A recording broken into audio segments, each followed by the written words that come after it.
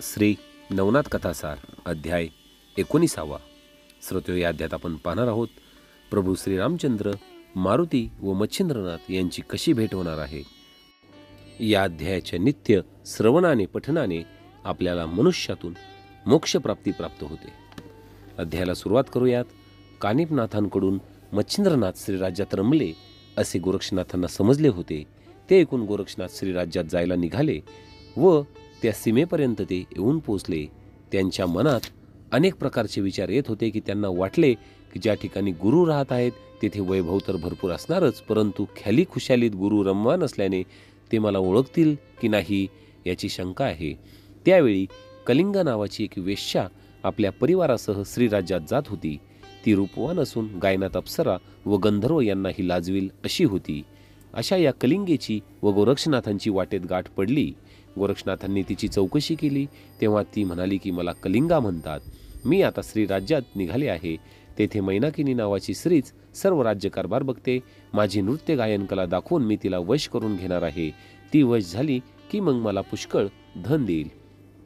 कलिंगेचा बेत ऐकून गोरक्षनाथांनी तिच्याबरोबर श्रीराज्यात जायचे ठरवले, कारण तिच्याबरोबर त्यांना राजगृहात जाता आले असते व मच्छिंद्रनाथांचा तपास देखील लावता आला असता. अशा तऱ्हेचा विचार मनात येताच ते तिला तिच्याबरोबर श्रीराज्यात त्यांना नेण्याबद्दल विनंती करू लागले. तेव्हा ती कलिंगा म्हणाली की तुमच्याजवळ कोणता गुण आहे तो मला सांगा. यावर गोरक्षनाथ म्हणाले की मला गाता येते व मृदुंगही चांगला वाजवता येतो. मग तिने त्यांना त्याची कला दाखविण्यास सांगितले. तिने सारंगी व मृदुंग इत्यादी सर्व साहित्य त्यांच्या पुढे आणून ठेवले. मग गोरक्षनाथांनी गंधर्व प्रयोग मंत्र म्हणून भस्म कपाळाला लावले व ते सर्व दिशांना फेकले आणि वाद्यांनाही लावून ते गायला बसले. तेव्हा झाडे दगड ही सुद्धा सुश्राव्य गायन करू लागली व सुस्वर वाद्य वाजू लागली. हा चमत्कार पाहून कलिंगेने तर तोंडात बोट घातले. तिच्या आश्चर्याला पारावार उरला नाही. त्यावेळी गोरक्षनाथ तिला शंकरांसारखे दिसू लागले. तिच्या मनात आले की जे झाडे दगड यांच्यापासून गंधर्वाप्रमाणे सुरेख गायन करवितात त्यांना स्वतःला उत्तम गाता वाजविता येत असेल यामध्ये काही शंका नाही. त्यांच्या अंगच्या या आश्चर्यजनक गुणामुळे तिला आनंद झाला व आपण त्यांच्याच संगीतात राहण्याचा निश्चय करून ती म्हणाली की महाराज, आपल्यापुढे माझी काहीच किंमत नाही. असे म्हणून ती त्यांची विचारपूस करू लागली. तेव्हा गोरक्षनाथ यांना मोठा प्रश्न पडला, पण त्यांनी तिला नाव न सांगण्याचे ठरवले, कारण त्यांचा पुढील कार्यभाग साधण्यासाठी नाव गुप्त ठेवणे जरुरी होते. म्हणून त्यांनी तिला आपले नाव पूर्वडा असे सांगितले. मग तिने त्यांना त्यांचा हेतू विचारला.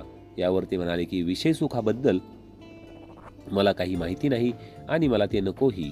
एक वेळेला पुरेसे एवढे जेवायला घातले तरी चालेल. त्याशिवाय माझी दुसरी कोणतीच इच्छा नाही. गोरक्षनाथांचे बोलणे ऐकून ती म्हणाली की महाराज, आपण म्हणता त्याप्रमाणे मी तुमच्या पोटाची तजवीज करीन, पण मुख्य अडचण अशी आहे की तुमच्या मनात श्रीराज्यात जायचे आहे, पण तिथे पुरुषांना जाता येत नाही. त्याचे कारण गोरक्षनाथांनी तिला विचारले. तेव्हा ती म्हणाली की मारुतीच्या भुभुक्काराने सर्व स्त्रिया गरोदर राहतात. त्यात पुरुषांचा गर्भ मरतो व स्त्रियांचा जगतो. म्हणून तुमचा तेथे कसा निभाव लागेल याबद्दल मला शंका आहे. तेव्हा गोरक्षनाथ म्हणाले की मारुती मला काही करू शकणार नाही, म्हणून अशा प्रकारची शंका तू मनात आणू नको. मग कलिंगा रथात बसल्यावर गोरक्षनाथ तिचा सारथी झाले. त्यांनी घोड्याचा लगाम हाती घेतला. मग त्यांनी वज्रास्त्र, स्पर्शास्त्र, मोहनास्त्र व नागास्त्र यांची पेरणी केली. त्यामुळे ते विनासायास श्रीराज्यात पोहोचले. पुढे रात्र झाल्यामुळे ते चित्रपट्टण गावात वस्तीस राहिले. तेथे जेवण करून सर्व झोपे गेले. इकडे मारुती सेतुबंद रामेश्वराहून श्रीराज्यात जायला निघाले. ते सीमेपर्यंत आले नाही तोच गोरक्षनाथांनी योजलेले वज्रास्त्र त्यांच्या हृदयावर आदळले. एवढा कणखर वज्रदेही मारुती पण त्या अस्त्राच्या जोराने मूर्छित होऊन जमिनीवर कोसळला. तेव्हा स्पर्शास्त्राने त्यांना जमिनीवर खिळवून ठेवले. त्यामुळे त्यांना जागेहून हलता येईना. एवढे होते आहे तोच मोहिनी अस्त्राचा अंमल त्यांच्यावर बसला. शेवटी नागास्त्राच्या वेढ्यामुळे मारुती फारच बेजार होऊन गेले. अशा तऱ्हेने पाठोपाठ 4 अस्त्रांचा त्यांच्यावर मारा झाल्याने त्यांचे काहीच चालेना. काही वेळाने ते मरणोन्मुख झाले. त्यांनी डोळे पांढरे केले. ते शुद्धीवर येई व पुन्हा बेशुद्ध पडे. त्यांनी या अंतकाळी प्रभू श्रीरामांचे स्मरण करण्यास सुरुवात केली. त्यामुळे प्रभू श्रीरामचंद्र ताबडतोब धावून गेले व मारुतींवरचे संकट पाहून त्यांना फार वाईट वाटले. मग रामांनी पाकशासनाच्या साह्याने वज्रास्त्र काढून घेतले. विभक्तास्त्राच्या योगाने स्पर्शास्त्रही निकामी केले. शेषाला काढून घेऊन नागास्त्र निकामी केले व मोहिनी अस्त्राचेही निवारण केले. अशा तऱ्हेने रामाने भक्ताच्या हाकेला ओ दिली व त्यांना संकटातून मुक्त केले.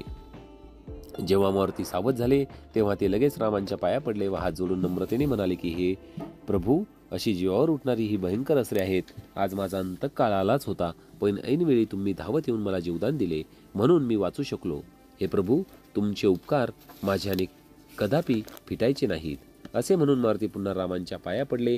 प्रभू रामांनी त्यांना हृदयाशी धरले व अशा तऱ्हेने तुला संकटात आणणारा शत्रू कोण आहे म्हणून विचारले. तेव्हा मारुतीराय म्हणाले की आज तरी माझ्यावर कुरघोडी करणारा असा क्षत्रिय कोणी राहिलेला नाही, परंतु नाथपंथांचे लोक सध्या प्रबळ झालेले आहेत. त्या 9 नाथांपैकी कोणीतरी एक जण येथे आला असावा. आजकाल हे नाथपंथी सर्वांना अजिंक्य झाले आहेत. हे मारुतीरायांचे बोलणे ऐकून राम त्यांना म्हणाले की नाथपंथीय लोक हल्ली प्रबळ झाले असून ते अजिंक्य आहेत, परंतु ते माझे भक्त आहेत व माझीही त्यांच्यावर पूर्ण कृपा दृष्टी आहे, म्हणून तू त्यांच्याशी वैर मांडू नको. हे सांगितल्यावर हे कृत्य गोरक्षनाथांचे आहे हे रामांनी आपल्या अंतर्दृष्टीने जाणले. मग मारुतीरायांना ते म्हणाले की गोरक्षनाथ म्हणजे हरिनारायणाचा अवतार आहे व हा सर्व प्रताप त्यांचाच आहे. मग मारुतीरायांनी प्रभू रामांना सांगितले की त्यांनी अशा हिकमतीने श्रीराज्यात प्रवेश केला आहे, त्यांच्या दर्शनाला चालावे. त्यांची भेट घेऊन मला त्यांच्यापासून एक मोठे कार्य करून घ्यायचे आहे. हे ऐकल्यावर रामांनी मारुतीला तुझे कोणते काम आहे असे विचारले. तेव्हा मारुतीने मच्छिंद्रनाथांची आरंभापासूनची सर्व हकीकत सविस्तर सांगितली. नंतर ते म्हणाले की त्या मच्छिंद्रनाथांना हे गोरक्षनाथ आपल्याबरोबर घेऊन जातील, म्हणून त्यांच्याशी गोड बोलून त्यांना वश करावे, म्हणजे ते त्यांना नेणार नाहीत. मारुतीरायांचा हा विचार ऐकून राम म्हणाले की मीही युक्तीने त्यांना 2 गोष्टी सांगेन. माझ्याच्याने होईल तेवढी खटपट मी करायला तयार आहे. असे बोलून दोघे जण निघाले. ते मध्यरात्रीच्या सुमारास चीनापट्टणास पोहोचले. त्यावेळी चोहोकडे शांतता होती. ते दोघे ब्राह्मणाचे रूप घेऊन गोरक्षनाथाजवळ गेले. त्यावेळी गोरक्षनाथ शांतपणे ध्यान करीत बसलेले त्यांनी पाहिले. त्यांना नमस्कार करून ते दोघे त्यांच्या जवळ बसले. मग आम्ही शास्त्राध्ययन केलेले ब्राह्मण आहोत असे सांगून ते गोरक्षनाथांची स्तुती करू लागले. नंतर ते म्हणाले की आमची एक इच्छा आहे ती आपण पूर्ण करावी. असे मारुतीराय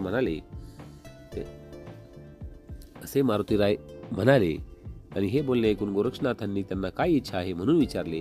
तेव्हा ते म्हणाले की मी इच्छा पूर्ण करतो असे प्रथम वचन द्या, म्हणजे मग आम्ही आमचा हेतू सांगू. ते ऐकून गोरक्षनाथांच्या मनात विचार आला की हे माझ्यासारख्या जवळ काय मागणार. शिंगी, कांथा, कोबडी, फावडी, शैली व भोपळा हीच काय ती माझी संपत्ती, याशिवाय आमच्याजवळ काही नाही. मग यांच्या मनात काय आहे असा विचार मनात येतो न येतो दुसरीही कल्पना त्यांच्या मनात चमकून गेली की त्यांना वाटले की आता मध्यरात्र झाली आहे, शिवाय स्त्री राज्यात पुरुष येणे कसे शक्य आहे. म्हणजे हे साधू पुरुष नसून कोणीतरी स्वर्गात राहणारे देवच असावेत. असा संशय त्यांच्या मनात पक्का झाला. कारण ज्या कामासाठी आपण आलोय त्याशिवाय असलेले यांचे काम कबूल करायला आपल्याला हरकत नाही. असा विचार करून ते त्यांना म्हणाले की महाराज, आपण स्वतःला ब्राह्मण म्हणूया, आपण येथे येण्याची त्यांची छाती नाही, तेव्हा आपण खरोखर कोण आहात ते मला प्रथम सांगा. असे बोलून ते नम्रपणे त्यांच्या पाया पडले.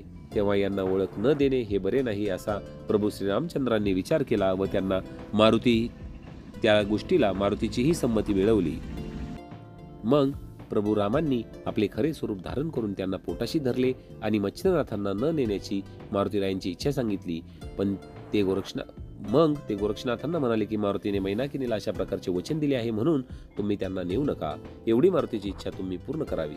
त्यावर गोरक्षनाथ म्हणाले की हे प्रभू, आम्ही योग अभ्यासी आहोत, तेव्हा आम्हाला हे असले काम करणे अनुचित आहे.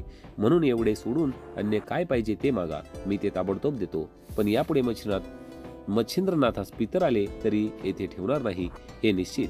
आपण या बाबतीत मला गळ घालू नका. गोरक्षनाथांच्या बोलण्याने मारुतीरायांना राग आला व ते ताबडतोब युद्ध करण्यास तयार झाले. ते पाहून प्रभू रामांनी मारुतीची युक्तिप्रयुक्तीने समजूत काढली. त्यांचे सांत्वन करून त्या दोघांमध्ये होणारे युद्ध टाळून गोरक्षनाथांना हृदयाशी धरले. गोरक्षनाथ रामांच्या पाया पडले. नंतर राम व मारुती आपापल्या स्थानी परत गेले. तर अशा प्रकारे श्रोते हो, प्रभू श्रीरामांची, मारुतीची व मच्छिंद्रनाथांची या अध्यायामध्ये भेट झालेली आहे. यानंतर आता पुढील अध्यायात आपण पाहणार आहोत की गोरक्षनाथ युक्तीने श्रीराज्यात प्रवेश मिळवणार आहेत आणि मच्छिंद्रनाथांना कशा प्रकारे ते घेऊन जाणार आहेत, याविषयीचा सविस्तर अध्याय आपण पुढील ही कथा ऐकूया.